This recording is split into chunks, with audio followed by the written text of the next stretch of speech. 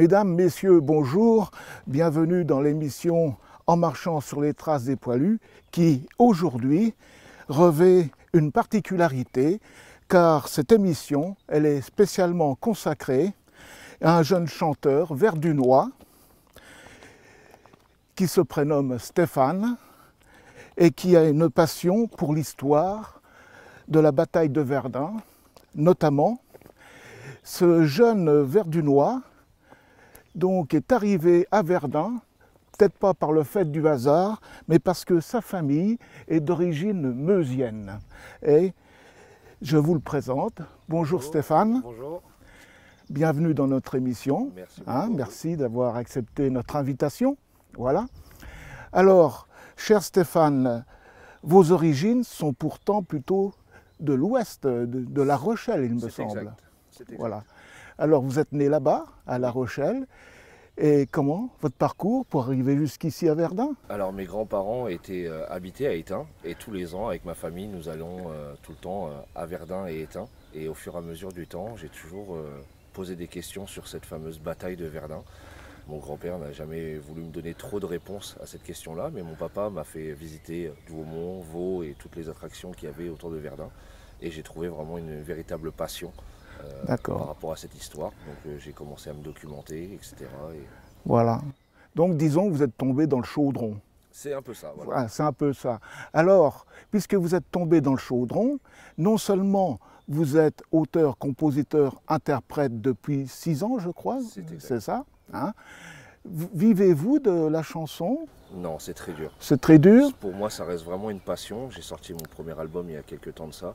Mais c'est vraiment une façon pour moi de pouvoir m'exprimer et de pouvoir écrire mes textes selon le quotidien qu'on peut vivre tous les jours. Et êtes-vous à la recherche d'un sponsor, d'un appui pour permettre d'évoluer, de vous faire mieux connaître, disons déjà régionalement, puisque localement, quand je vous suis, on voit déjà que vous êtes quand même assez épanoui dans ce domaine. Alors donc, au point de vue régional, justement, cette émission, je pense qu'elle peut vous aider, car vous allez pouvoir faire un saut de puce jusqu'en Meurthe-et-Moselle pour vous faire justement connaître, donc connaître non seulement le chanteur, mais aussi vous allez nous parler de l'association que vous êtes en train de créer. Un très grand projet, oui, effectivement. C'est une association qu'on a avec plusieurs passionnés. On s'est passé le mot depuis pas mal d'années sur Internet. Et on s'est rendu compte que le fort de Souville, dont on se trouve aujourd'hui, tombe à l'abandon. Et nous essayerons, coûte que coûte, avec mes amis passionnés, de pouvoir essayer de faire en sorte qu'ils puissent continuer à revivre et rester dans l'histoire, parce que Souville est très symbolique par rapport à la bataille de Verdun. Et comme je suis arrière-petit-fils de soldats, Louis Edmond Vacant, qui était enregistré en 1914 à la mairie de Verdun. Donc c'est un hommage un peu à mon arrière-grand-père et à tous ses frères d'armes qui sont tombés ici. Quel bel hommage d'ailleurs vous rendez là. Hein. Alors, puisque vous êtes donc à la recherche de moyens financiers, je suppose, pour mettre vos projets en œuvre. Alors comment ça se passe actuellement? Puisque j'ai vu qu'il y avait eu un article, voici quelques semaines, concernant l'association. Le titre de l'association, si vous voulez bien le rappeler? Ici, Sauvons l'histoire de Sauvons Verdun. l'histoire de Verdun. Voilà, tout simplement. Voilà. Et donc on a pu avoir rendez-vous avec monsieur le maire, donc je lui ai exposé le projet. Et là, on attend d'avoir un rendez-vous avec le directeur de l'ONF, qui sont propriétaires du terrain, voilà, pour leur oui, exposer ce projet-là, et puis essayer de trouver un accord pour qu'ils puissent nous laisser travailler entre guillemets sur Souville. Le but n'étant pas de l'ouvrir au public, comme on l'a très bien précisé, parce que le fort de Souville est un fort qui reste très dangereux, qui est de la pierre de taille et non pas bétonné.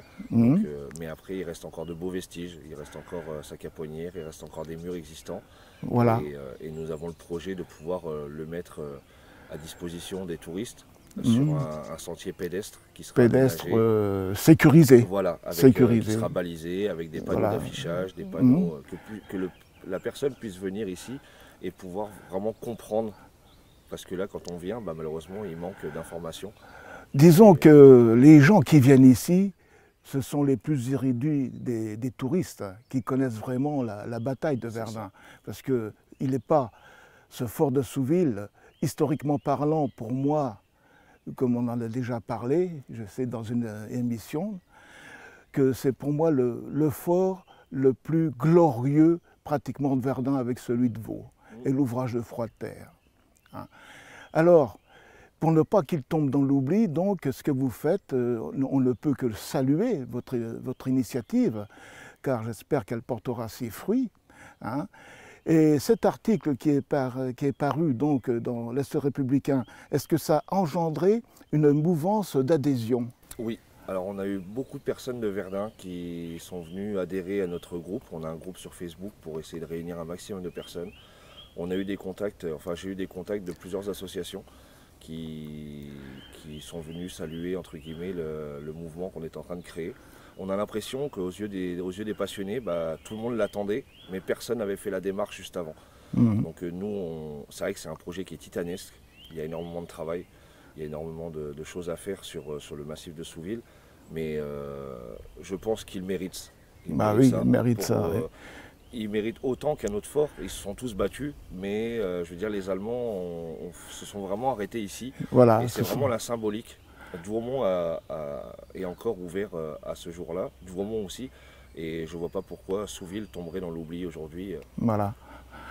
C'est-à-dire que finalement, on peut expliquer que Douaumont est sur un circuit touristique, disons, assez répandu, finalement, dans la mouvance, disons, de publicité, quoi, finalement, qu'on fait au fort de Douaumont, qu'on fait à l'ossuaire, qu'on fait au mémorial, puisqu'il se trouve dans une ligne, disons, autocariste, et bien sûr, les touristes s'imaginent voir le champ de bataille de Verdun quand ils font ces arrêts à ces endroits que je viens de citer, alors que c'est pas tout. Bien Stéphane, nous sommes devant l'entrée principale du fort de Souville, qui est vraiment en piteux état. Alors je pense que déjà votre association, si vous obtenez l'autorisation bien sûr de l'ONF, il y a déjà du boulot là. Hein.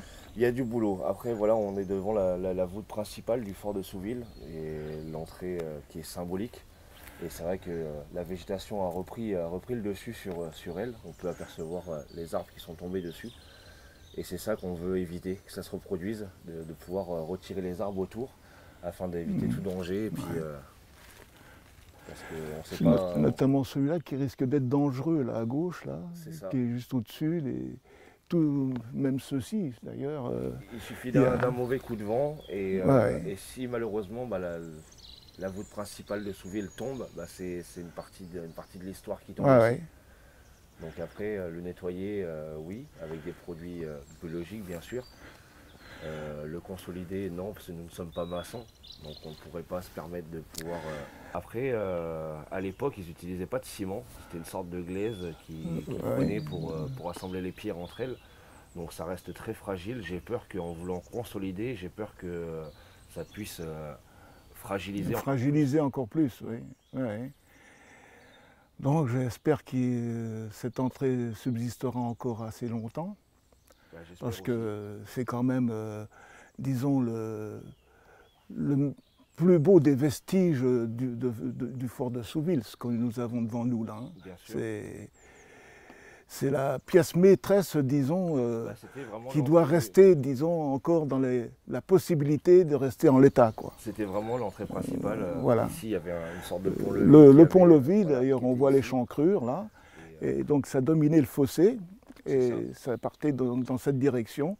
Ça passait pas très loin, d'ailleurs, de la tourelle de 155, qui est de l'autre côté.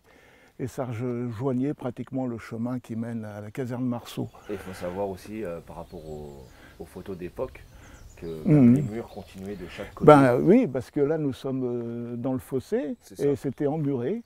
Hein, emmuré. Bon, le touriste, quand il vient ici, bon, il peut pas s'imaginer comment était le fort de Souville, puisque, comme vous dites, là, il n'y a pas de photos, il n'y a pas d'images. Donc, votre association, le but, par exemple, si nous sommes à l'entrée du fort de Souville, c'est de remettre une image d'époque pour bien, disons, recadrer l'environnement, hein, et permettre aux touristes au moins de s'imprégner ce qu'était vraiment le fort de Souville. Quoi. Ça. Voilà. De pouvoir mettre des photos d'époque, qu'ils puissent déjà voir le visuel qu'il avait avant. Avec Voilà. des petits textes Avec des explicatifs. petits textes explicatifs. Donc, que le touriste puisse, entre guillemets, quand il fait son petit tour, au moins puisse voilà, apprendre quelque chose. puisse apprendre quelque chose. Voilà. Quoi, voilà. Bien Stéphane, comme je le disais dans mon propos liminaire, vous êtes venu à la chanson. Vous êtes bien interprète, auteur, compositeur.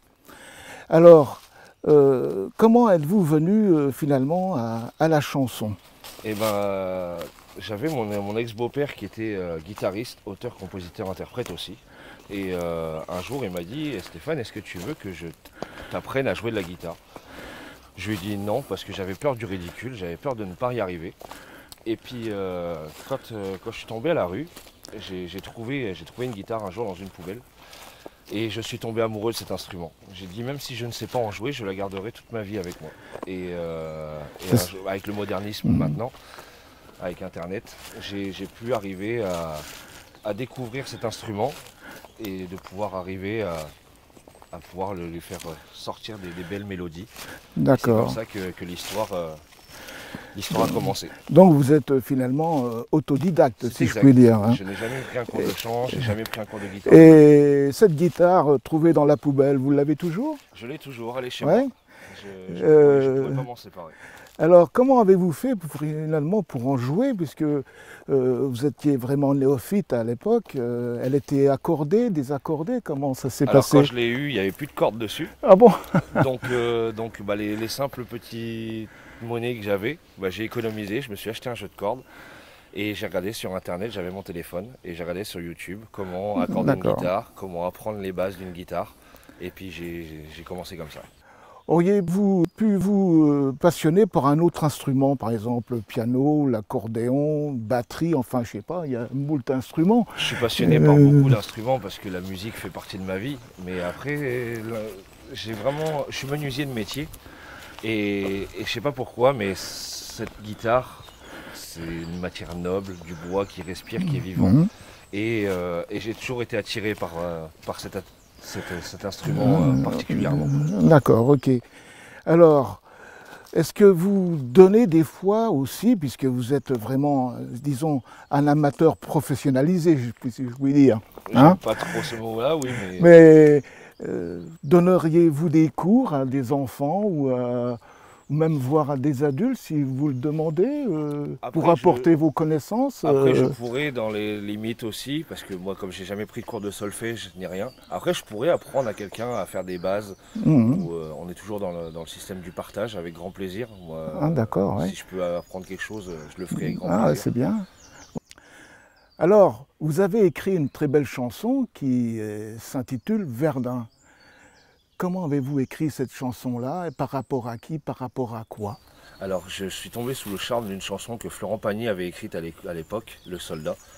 Et un jour, j'étais chez moi, j'habitais donc 18 rue Maubert à Verdun, et j'avais la vue, entre guillemets, sur les collines. Et je ne sais pas pourquoi, je me suis imaginé une scène de bataille dans ma tête. Et je me suis dit, encore une fois, je veux marquer le coup. Verdun a été une histoire, mais on parle tout le temps de Verdun dans sa bataille, mais il y a eu avant et il y a eu après aussi. Et comme Verdun m'a adopté quand je suis arrivé ici, les gens m'ont très bien accueilli, etc. C'était un peu une façon pour moi de remercier Verdun. « 1916. Chaque ville a son histoire. Voici celle de Verdun. Le soleil brillait sous un ciel bleuté, sans se douter que le mal arrivait. De bon matin, le ciel grondait sous les grenades et sous les mortiers. Verdun souffrait, les soldats partaient, ils prenaient la route de la voie sacrée. dans leurs tranchées, haut et fiers, plongés dans la boue face à l'adversaire. Pendant des années, nos frères tombaient pour la victoire et pour la liberté. Des années de combat, des litres de sang versés, Verdun se releva, au visage ravagé, face à ce décor. Verdun s'endort, laissant derrière lui un monde meurtri.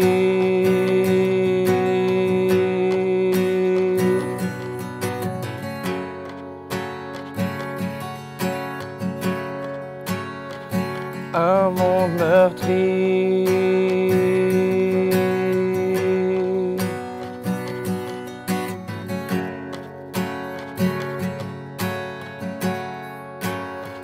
L'histoire de la vie, Verdun en fait partie. Amis, recueillons-nous et souvenons-nous. Ils sont tombés dans l'atrocité, ne les oublions pas. Verdun, on t'oublie pas.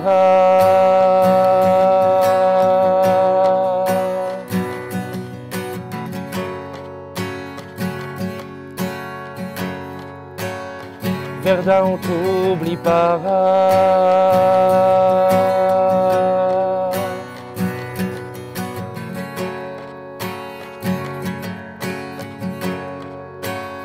Verdun, on t'oublie pas.